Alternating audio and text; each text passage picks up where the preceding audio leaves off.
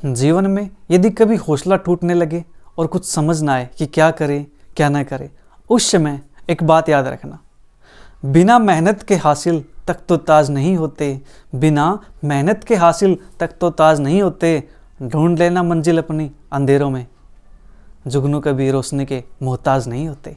चेहरे पर एक प्यारी सी स्माइल के साथ चलिए शुरू करते हैं आज का अपना topic, BA BSc first year calculus exercise 5.3। जी हाँ, एक्सरसाइज 5.3 के अंदर आज हम इंट्रोडक्शन पार्ट कवर करने वाले हैं। और आप सभी को पता ही है कि हम एक्सरसाइज शुरू करने से पहले उसका इंट्रोडक्शन करते हैं, ताकि हमें जो हम एक्सरसाइज सोल्व करते हैं उसके अंदर कोई प्रॉब्लम ना आए, हमारे पास उसकी जानकारी इकट्ठी हो, उसकी इन्फॉर्मेशन हो, हमें ये पता हो कि हम एक्सरसाइज के अंदर फॉर्मूले क्या अप्लाई करने वाले हैं, वो फॉर्मूले कैसे आते हैं। हाँ जी, चलिए शुरुआत करते हैं। फिर आज का जो मेन टॉपिक है वो क्या है, radius of curvature at origin. और ये मोस्ट इंपोर्टेंट टॉपिक है प्यारे बच्चों, ठीक है।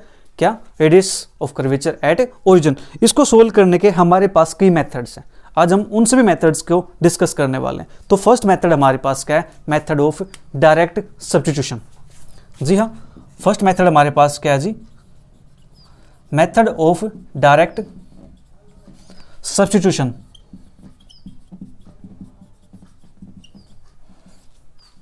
ये हमारे पास मेथड है। इस मेथड के अंदर हम क्या करते हैं, इस मेथड के अंदर सबसे पहले हम फर्स्ट डेरिवेटिव निकालते हैं, ठीक है जी।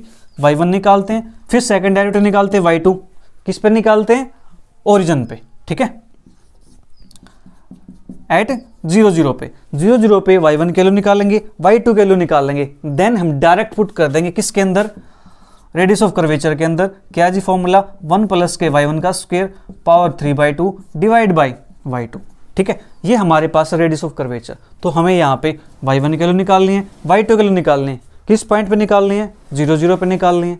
उसके बाद क्या करना है, डायरेक्ट इस फॉर्मूले के अंदर y1 को y2 को हम क्या कर देंगे, पुट कर देंगे, सब्स्टिट्यूट कर देंगे, ठीक है जी। ये वो हमारे पास फर्स्ट मेथड। इसके बाद हमारे पास है मेथड नंबर 2। सेकंड मेथड हमारे पास क्या है, method of expansion. Method of expansion, इस मेथड के अंदर हम क्या करते हैं, एक्सपेंड करते हैं, ठीक है जी। जैसे हम आपने पढ़ा था, एक्सपेंशन सीरीज पढ़ी थी ना, तो उसी टाइप से ये हमारे पास y है, y is equal to f of x, तो इसको हम लिखेंगे f0 प्लस के x f डैश 0 प्लस के x square by 2 factorial f double dash 0 plus के x cube by 3 factorial f third time derivative 0 plus के and so on. अब ये सीरीज आपको कुछ जानी पहचानी लग रही होगी। जी हाँ, याद आया आपको, ये सीरीज हमने कहाँ पढ़ी थी, ये सीरीज हमने पढ़ी थी चैप्टर नंबर 3 के अंदर, जहाँ पे हमने टेलर सीरीज, मैक्लेरिन सीरीज एक्सपेंशन की थी। ये वही सीरीज है। इस सीरीज का स्पेशल नेम है जी, क्या नेम है इसका, मैक्लेरिन सीरीज एक्सपेंशन, ठीक है। क्या है जी, मैक्लेरिन एक्सपेंशन। ये हमारे पास सीरीज है जी, मैक्लेरिन एक्सपेंशन। तो इस सीरीज की हेल्प से हम अपने क्वेश्चंस को सोल्व करेंगे। अब इसके बाद हम क्या करने वाले हैं, अब देखो बात किसकी करें, हम ओरिजिन की बात करें। ओरिजिन की बात कर रहे हैं तो जो कर्व है वो ओरिजिन से पास करता है, हाँ जी। तो उसके पॉइंट क्या होंगे, 0 0 होंगे वहाँ पे। तो हम यहाँ पे जो f0 है, यानी f यानी 0 पुट करते हैं हम यहाँ पे, y of x is equal to 0 put करते हैं, या f of 0 is equal to 0 put करते हैं, तो यहाँ से इसकी वैल्यू क्या आएगी, 0 के इक्वल आ जाएगी, ठीक है जी। क्योंकि हर पॉइंट वैल्यू 0 होगी, तो यहाँ पे इसकी वैल्यू क्या बनेगी, 0 बनेगी, इसकी वैल्यू 0 बनेगी, तो यहाँ पुट कर देंगे। अब यहाँ पुट कर देंगे तो ये फंक्शन तो हमारे पास क्या हो जाएगा, गायब हो जाएगा, मतलब 0 हो जाएगा। तो बचेगा क्या यहाँ से, ये बचेगा हमारे पास y is equal to f of x is equal to x f dash 0 plus के x square by 2 factorial f double dash 0 plus के x cube by 3 factorial f third time derivative 0 plus के and so. ये हमारे पास बन गया।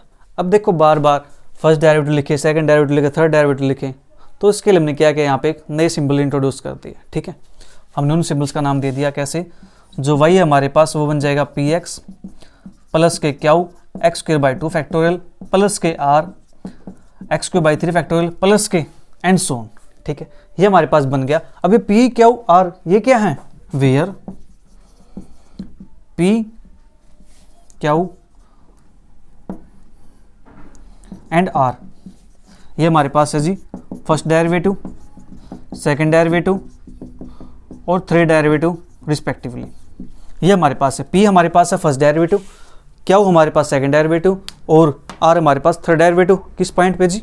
Origin पे। ठीक है, ये हमने सिंबल्स नाम दे दिए यहाँ पे। ये हमारे पास आ गई है y की वैल्यू।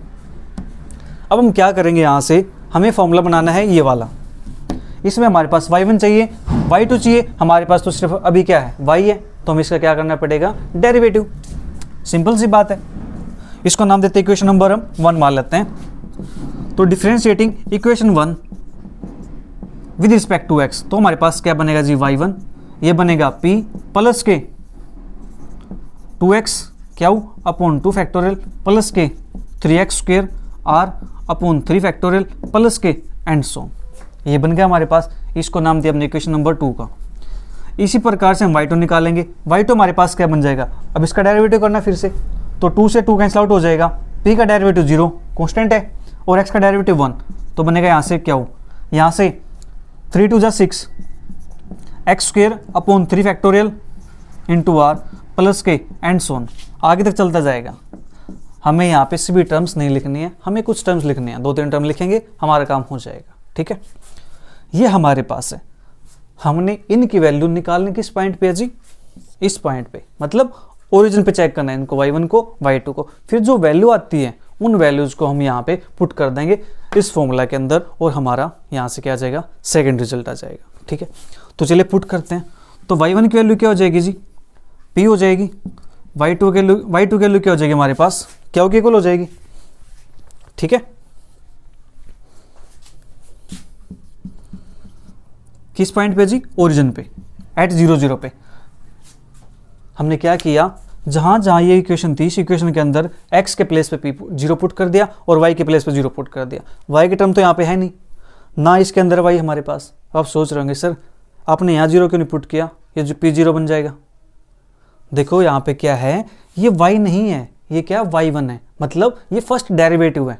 ठीक है, क्या ये first derivative dy by dx है। ये 0 तो है नहीं हमारे पास, हमारे पास 0 क्या है, हमारे पास 0 तो x है, y है।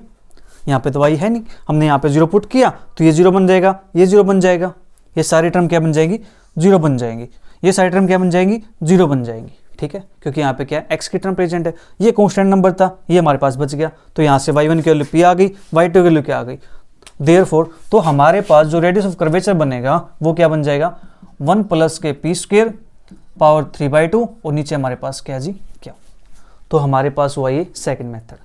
जल्दी से इसको नोट कीजिए और अब इस टर्म को याद रखिएगा। ठीक है, क्योंकि नेक्स्ट रिजल्ट के अंदर हम इस चीज़ का यूज करने वाले हैं। ठीक है जी, अब आपको समझ आ गया ना, ये p क्या r क्या लिए हैं। ये हमारे पास फर्स्ट डेरिवेटिव 0 पे, सेकंड डेरिवेटिव 0 पे, थर्ड डेरिवेटिव 0 पे रिस्पेक्टिवली, वो हमारे पास है। ठीक है जी, जल्दी से नोट कीजिए, फिर बात करते हैं थर्ड मेथड की।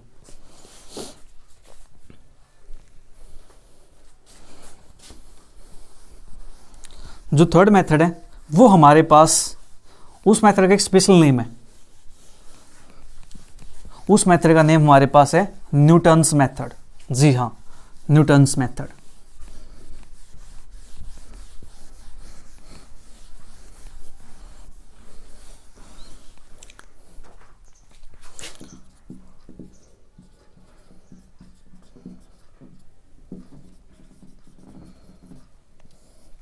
न्यूटन्स मेथड हमारे पास क्या है, ये मेथड कब यूज होता है, जब हमारे पास जो एक्सिस है वो एक्सिस हमारे पास क्या बन जाए, खुद कर्व के लिए टेंजेंट का काम करे। जो एक्सिस है वो क्या है जी, मान ले हमारे पास एक कर्व है ना, तो इसे क्या होगा, टेंजेंट होगा।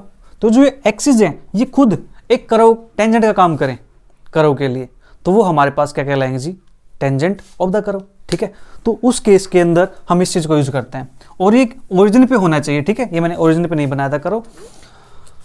तो अगर हमारे पास if x axis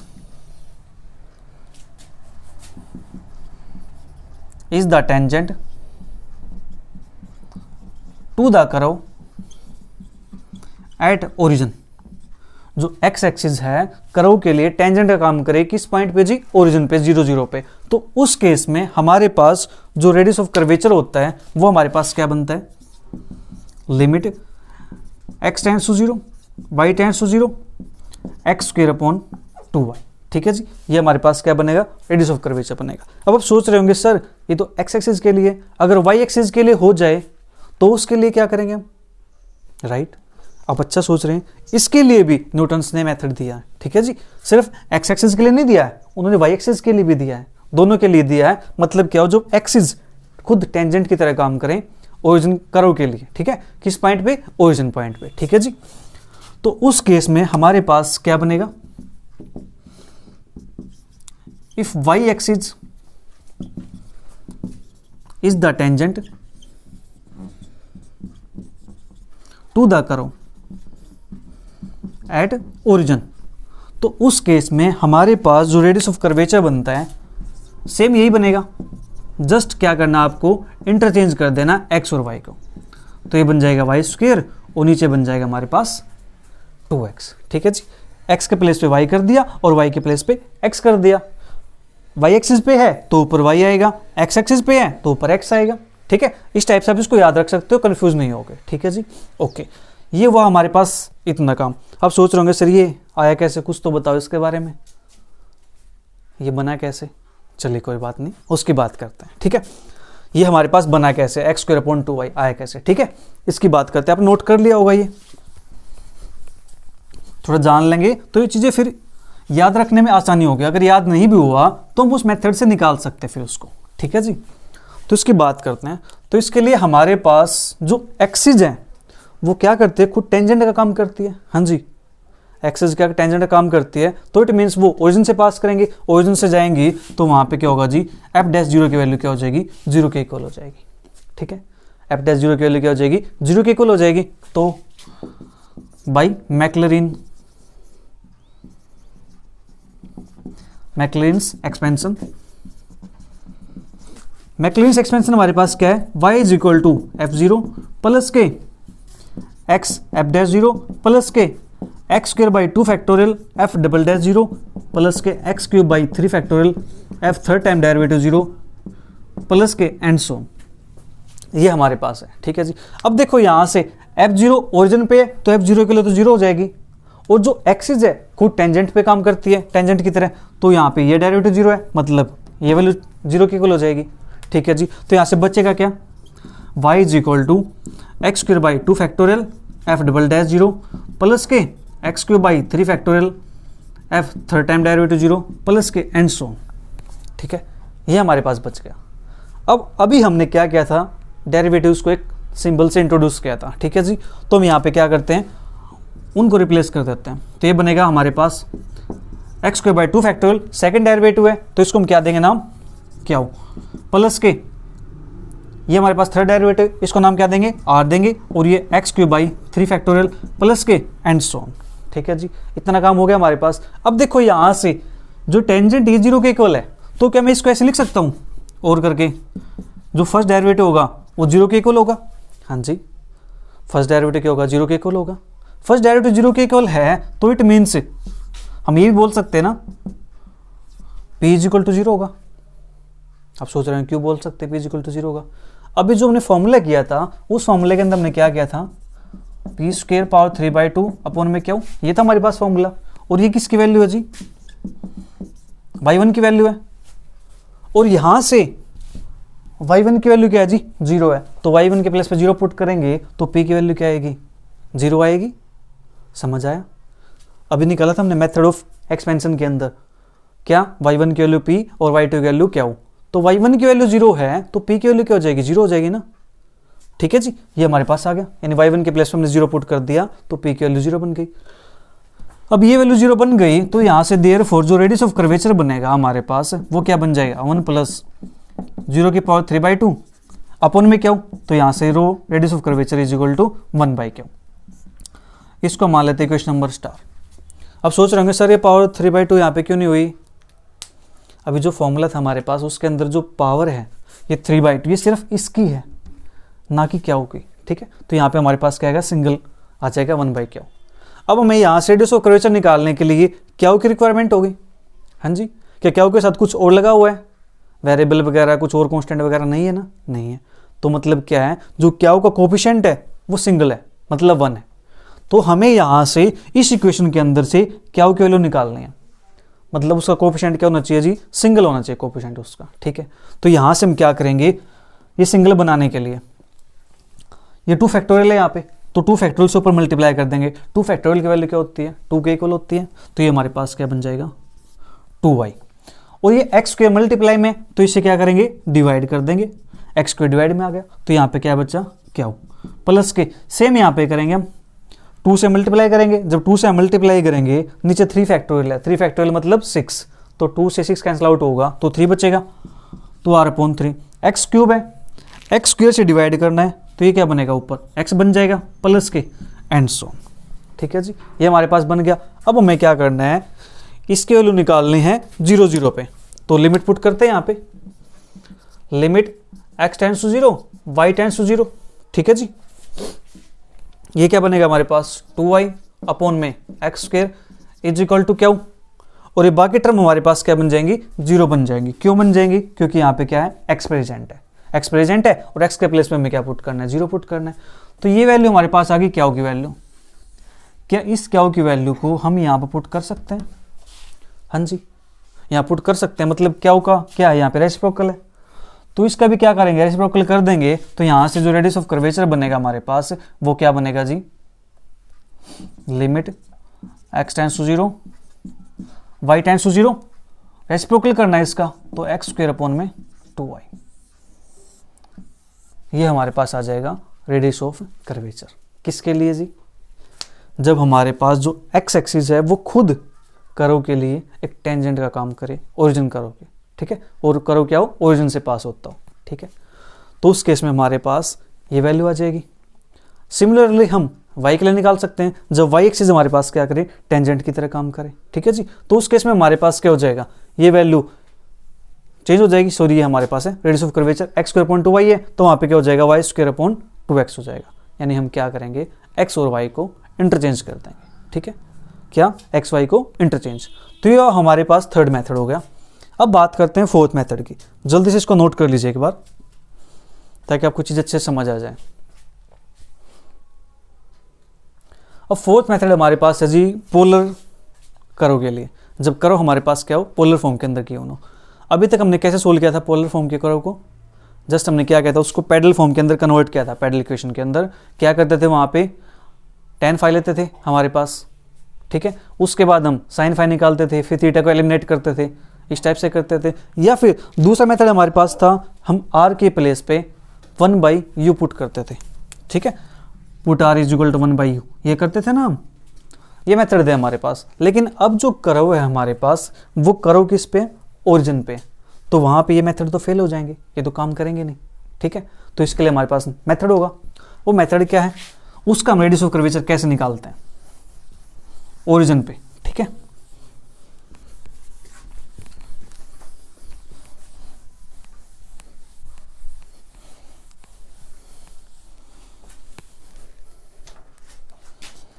fourth method हमारे पास when the equation of the curve in polar form at origin, तो ओरिजिन पे हमारे पास ये टर्म है जी, पोलर फॉर्म के अंदर गिवन है, तो यहाँ पे हम जो रेडियस ऑफ कर्वेचर निकालेंगे वो हमारे पास क्या होगा, पोलर फॉर्म के अंदर है, तो ये हमारे पास r is equal to f theta, ये कर्व हमारे पास बनेगा, ठीक है, r is equal to f theta ले लिया हमने यहाँ पे, तो हम यहाँ पे थीटा को 0 लेके चलते हैं कि थीटा मान लेते हैं 0 है, when at initial that is theta जो हमारे पास वो क्या है 0 के इक्वल है। थीटा 0 मतलब थीटा यहाँ पे किस की तरह काम करता है, x की तरह काम करता है, ठीक है, x की तरह काम करता है, तो यहाँ पे हमारे पास क्या आ जाएगा जी, जो रेडियस ऑफ कर्वेचर बनेगा हमारे पास वो बन जाएगा limit x tends to 0 y tends to 0 x square upon में 2y, ठीक है, ये हमारे पास बन गया। पोलर फॉर्म के अंदर हम क्या करते थे, x is equal to r cos theta put करते हैं और y is equal to r sine theta put करते हैं, ठीक है, तो put x is equal to r cos theta, y is equal to r sine theta, ये चीज़ें आपको याद हो चुकी होंगी, ये हम क्लास 11th से पढ़ते आ रहे हैं।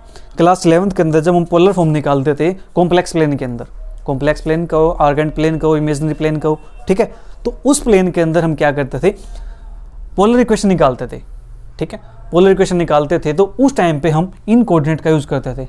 आपको समझ आ गया होगा ये हमारे पास कोऑर्डिनेट आते कैसे हैं। हम ट्रायंगल का यूज़ करते हैं, हाँ जी, हमारे पास ट्रायंगल होती है,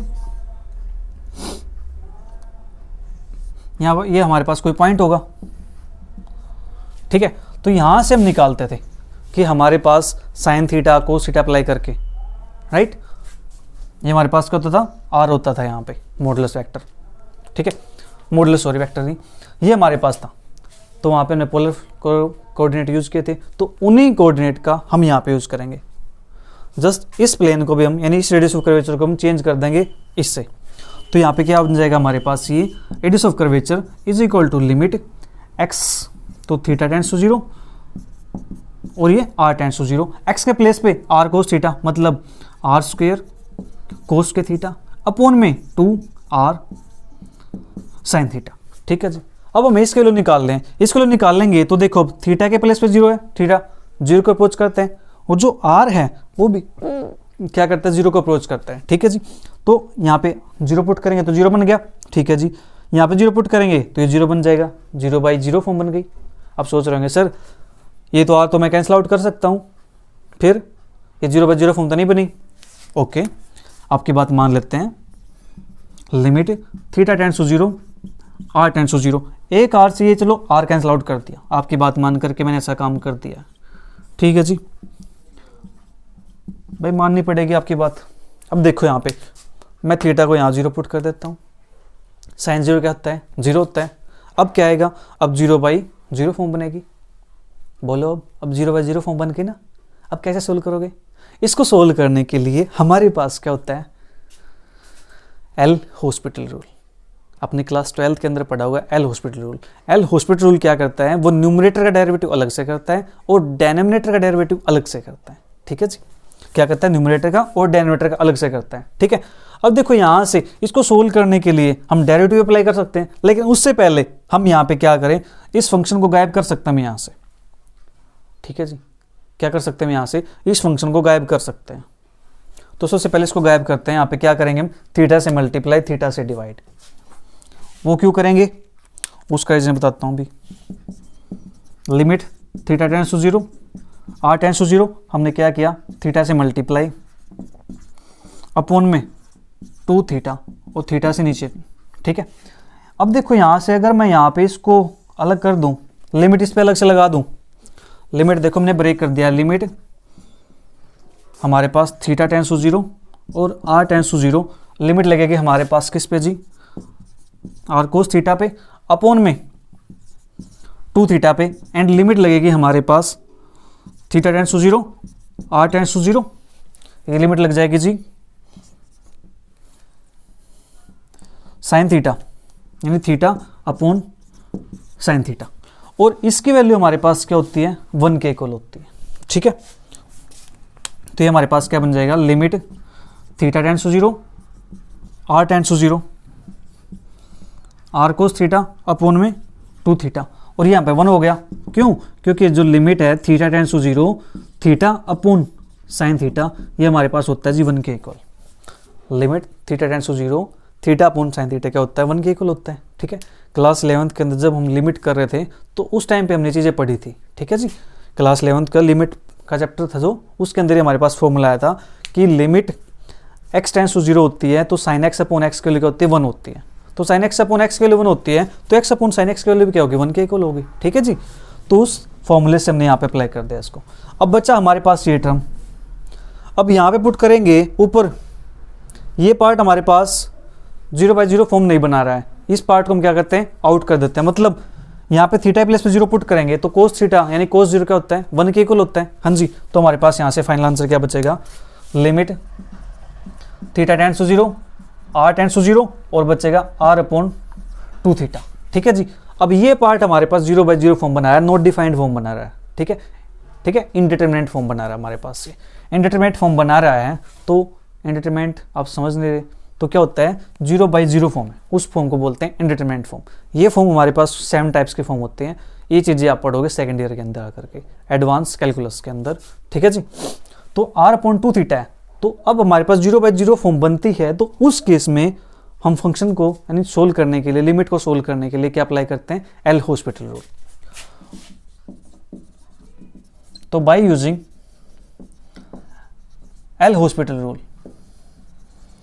ये क्या करता है, न्यूमरेटर डेरिवेटिव अलग से और डेनोमिनेटर का अलग से। और ये हमारे पास क्या था जी, रेडियस ऑफ कर्वेचर चल रहा है हमारे पास। तो limit theta tends to 0 r tends to 0, तो r का और जो r और थीटा है, जो r है ये फंक्शन किसका है, थीटा का फंक्शन है। तो हम क्या करेंगे, इसका डेरिवेटिव थीटा के रिस्पेक्ट में करेंगे, ठीक है जी। तो थीटा के रिस्पेक्ट में डेरिवेटिव करेंगे तो dr/d थीटा, और नीचे हमारे पास 2 और थीटा डेरिवेटिव 1। तो हमारे पास क्या बन गया, radius of curvature limit theta tends to 0 r tends to 0 और 1/2 dr/d थीटा, ठीक है जी। ये हमारे पास आ जाएगा रेडियस ऑफ कर्वेचर, ठीक है। ये थे हमारे पास 4 मेथड्स। इसके बाद हमारे पास एक इंपॉर्टेंट नोट, इनके अलावा हमारे पास एक नोट है, इंपॉर्टेंट नोट है। उस नोट से क्वेश्चन सोल्व होते हैं, क्वेश्चन सोल्व करने में हमारी हेल्प करेगा। उसको देख लेते हैं, फिर हमारा इंट्रोडक्शन पार्ट कंप्लीट हो जाएगा।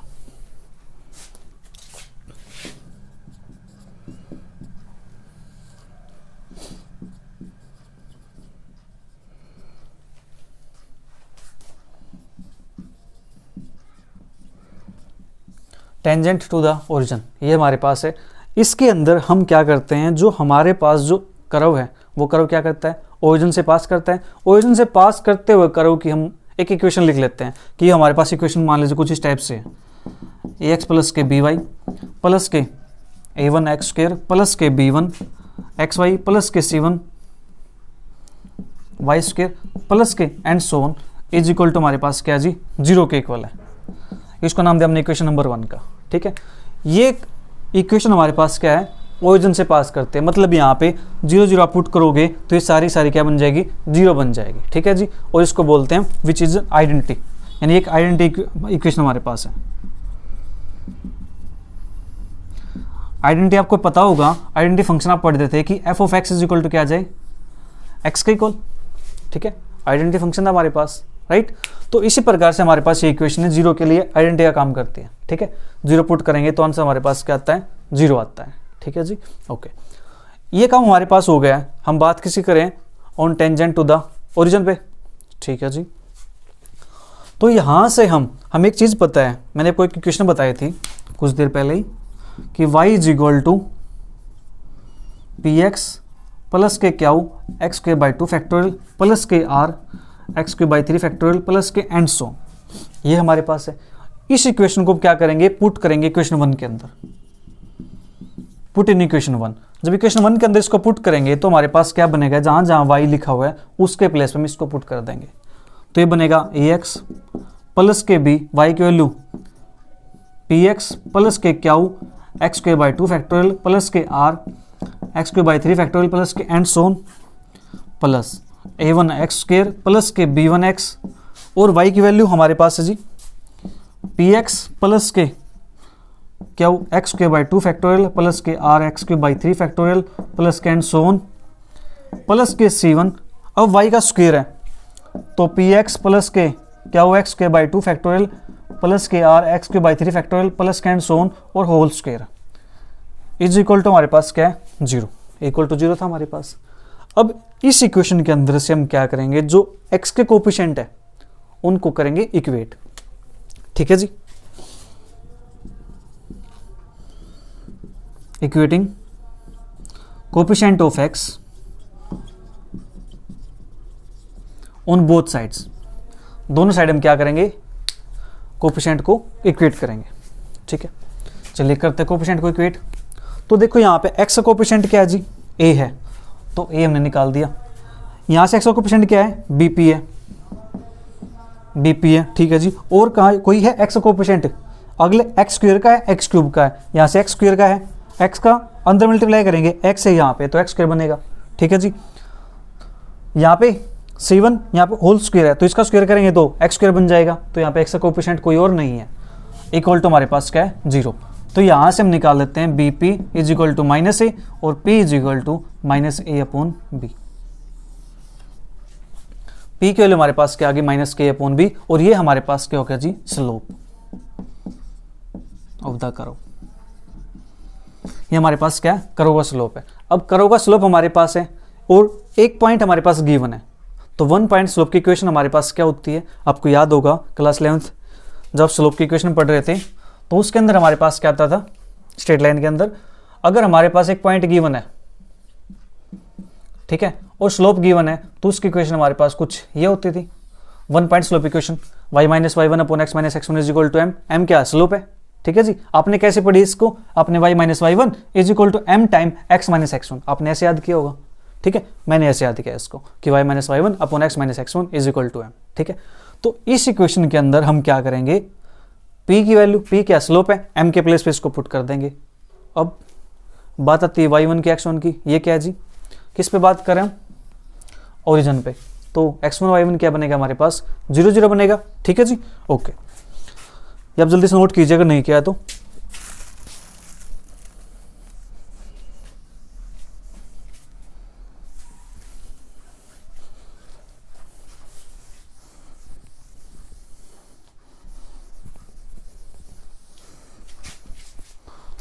तो ये हमारे पास इक्वेशन बनेगी, हमारे पास इक्वेशन इज y माइनस के 0 upon x minus 0 is equal to minus के a अपॉन बी। तो यहाँ से y upon x is equal to minus के a अपॉन बी और y is equal to minus के ए एक्स अपॉन बी और b y is equal to minus a x. इसको भी साइड ले आते हैं, पॉजिटिव बनाते हैं, ए एक्स प्लस के B y is equal to 0। यहाँ से हमारे पास क्या है, जो लोवेस्ट डिग्री टर्म है वो हमारे पास क्या बन रही है, 0 के इक्वल बन रही है, ठीक है जी। क्या लोवेस्ट डिग्री टर्म, डिग्री कितनी इसकी 1 है। कांस्टेंट टर्म तो यहाँ पे बचेगी नहीं, कांस्टेंट टर्म तो आएगी नहीं लास्ट में, क्यों नहीं आएगी, क्योंकि जो हमारा कर्व है वो कर्व किससे पास करता है, ओरिजिन से पास करता है, ठीक है। कांस्टेंट टर्म तो नहीं आएगी, जो लोवेस्ट डिग्री टर्म बनेगी वो 1 डिग्री की बनेगी, ठीक है जी। तो उसको हम क्या कर देंगे, इक्वल टू 0 पुट कर देंगे, ठीक है। इक्वल टू 0 पुट कर देंगे तो वहाँ से हमारे पास फिर एक्स वाई की वैल्यू निकलेंगी, एक्स वाई की वैल्यू निकलेंगी तो फिर रेडियस ऑफ कर्वेचर निकालना हमारे लिए आसान है, दैट इज लिमिट लगाएंगे x tends to 0 y tends to 0 x square upon 2y, ठीक है, जो भी हमारे पास बनेगा यहाँ से। तो इससे हमारा क्या हो जाएगा, फिर रेडियस ऑफ कर्वेचर निकल जाएगा। अब सोच रहे होंगे सर अगर ये हमारे पास सिर्फ x में प्रेजेंट हो तो y ना हो तब भी हम उसको 0 के इक्वल पुट कर देंगे, ठीक है जी। अगर y में हो, x के टर्म ना हो तब भी 0 के इक्वल पुट कर देंगे। लोवेस्ट डिग्री टर्म देखनी है। अब फिर आपके अंदर एक क्वेश्चन आएगा कि सर अगर ये फर्स्ट डिग्री टर्म प्रेजेंट ही ना हो तो तब क्या करेंगे। फर्स्ट डिग्री टर्म अगर प्रेजेंट नहीं होगी, ये प्रेजेंट नहीं है मान लीजिए, तो उस केस में हम इसको 0 के इक्वल पुट कर देंगे, ठीक है। a1 एक्स स्क्वायर प्लस के b1 एक्स वाई प्लस के c1 y square is equal to 0। उस केस में हम इसको 0 पुट करेंगे और हमारा रेडियस ऑफ कर्वेचर तक हम पहुंच जाएंगे, ठीक है। ये अप्लाई कैसे करने हैं ये बात करेंगे हम क्वेश्चंस के अंदर, ठीक है। तो क्वेश्चंस करेंगे हम नेक्स्ट क्लास के अंदर। तब तक वीडियो को एंजॉय करो, अच्छे लगे तो अपने फ्रेंड के साथ शेयर करना ना भूलें। मिलते जल्दी, bye bye, take care, see you, thank you for watching.